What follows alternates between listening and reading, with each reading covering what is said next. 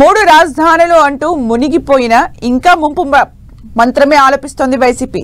మాయ మాటలు మాట్లాడితే తాట తీస్తానంటోంది అధికార కూటమి. అటు విపక్షం ఇటు అధికార పక్షం మధ్య మళ్లీ మొదలైన రాజకీయ యుద్ధంతో ఆంధ్రుల కలల రాజధాని అమరావతిపై ఆసక్తికర చర్చ జరుగుతోంది. మూడు రాజధానుల్ని ప్రజలు తిరస్కరించినా అదే పల్లవి అందుకున్న వైసీపీ ఇప్పటికీ అమరావతిపై వ్యతిరేకత ప్రదర్శించడానికి కారణమేంటి? గత 5 ఏళ్లు నిర్లక్ష్యానికి గురైన అమరావతి పరిరక్షణకు చంద్రబాబు తీసుకుంటున్న చర్యలేంటి? ఈ రెండూ తెలుసుకోవాలంటే ముందుగా అమరావతిపై జరుగుతున్న ప్రచారంపై చంద్రబాబు ఏమన్నారో ముందుగా విందాం.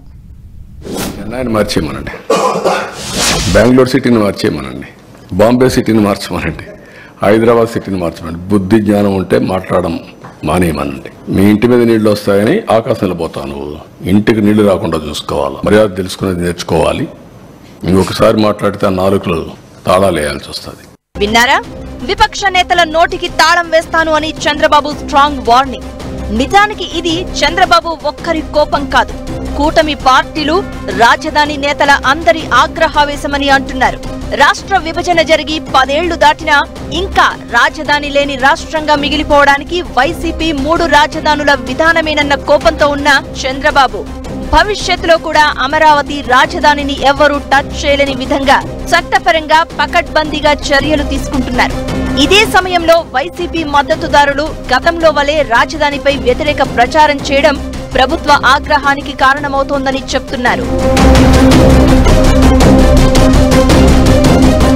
ఆంధ్రుల కలల రాజధానికి ఇకపై ఎలాంటి అడ్డంకులు లేకుండా చూడాలన్న లక్ష్యంతో విపక్షాల విమర్శల నుంచి సోషల్ మీడియాలో వైరల్ అయ్యే వీడియోల వరకు ప్రతి అంశాన్ని సీరియస్ గా తీసుకుంటోంది చంద్రబాబు ప్రభుత్వం.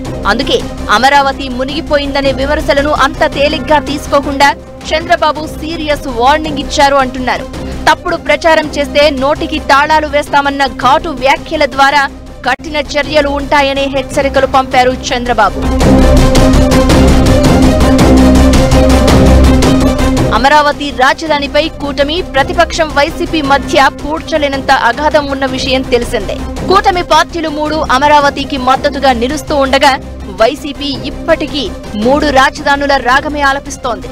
ఇదే సమయంలో విజయవాడకు వరదలు వస్తే అమరావతి కూడా మునిగిపోయిందని తన అనుకూల సోషల్ మీడియాలో ప్రచారం చేసిందనే విమర్శలు ఎదుర్కొంటోంది. ఇన్నాళ్లు ఈ ప్రచారాన్ని ఖండిస్తూ వచ్చిన అధికార కూటమి తాజాగా స్వరం పెంచినట్లు ముఖ్యమంత్రి చంద్రబాబు వార్నింగ్ ద్వారా స్పష్టమవుతోంది.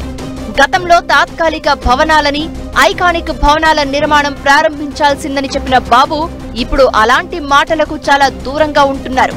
సాధ్యమైనంత వేగంగా రాజధాని నిర్మాణం పూర్తి చేస్తామని చెబుతూనే విపక్షాల నుంచి అమరావతిపై బురద జల్లే ప్రచారాన్ని సహించేది లేదని సీరియస్ అవుతున్నారు.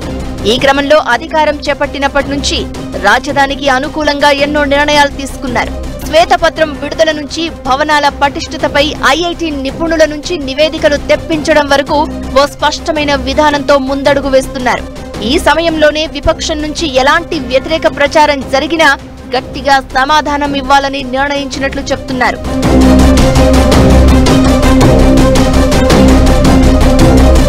రాష్ట్ర విభజన అనంతరం 2014లో ఒకసారి అధికారం చేపట్టిన చంద్రబాబు రాజధానికి భూసేకరణతో పాటు అసెంబ్లీ, సచివాలయం, మంత్రులు, ఐఏఎస్, ఐపీఎస్ అధికారుల నివాస సముదాయాల నిర్మాణాలు పూర్తి చేశారు.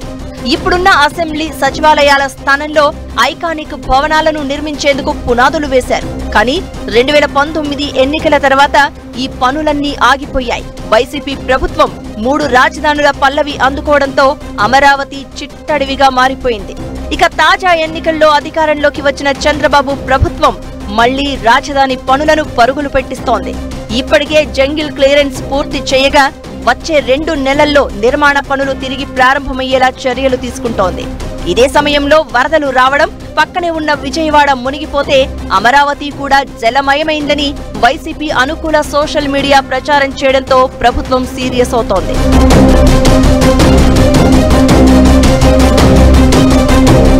అమరావతి పూర్తయితే రాష్ట్రంలో సంపద పెరుగుతుందని భావిస్తున్న చంద్రబాబు రాజధాని బ్రాండును దెబ్బతీసేలా చేస్తున్న ప్రచారంపై కన్నెర్ర చేస్తున్నారని చెప్తున్నారు.